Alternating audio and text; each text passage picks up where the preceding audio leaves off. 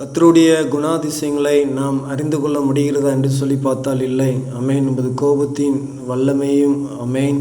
அது மட்டுமல்ல, உமக்கு பயப்படத்தக்கதாக உமது உக்கிரத்தையும் அறிந்து கொள்ளுவோம் யார்?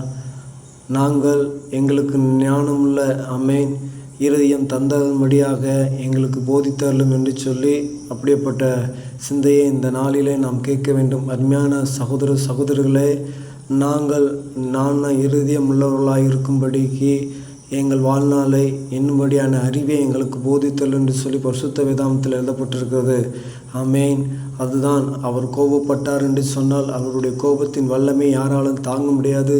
அவருக்கு பயப்படத்தக்கதாக அவருடைய உக்கிரத்தை யாரால் அறிந்து கொள்ள முடியுமா? அருமையான சகோதர சகோதரிகளே, நாம் இந்த நாளிலே அமேன் நாம் அறிந்து கொண்டு கர்த்தரிடத்தில் திரும்புவோம். வேறு யாரிடத்திலும் திரும்ப வேண்டாம். அவரிடத்தில் திரும்பும் போதுமே சமாதானம், சந்தோஷம், அமேன், மகிழ்ச்சி அமேன் தருவதற்கு அவர் ஆயத்தமாக இருக்கிறார். நாம் பெற்றுக்கொள்ள ஆயத்தப்படுவோம். கர்த்தருடைய கோபத்திற்கு நாம் ஆளாக வேண்டாம். ஆமேன்.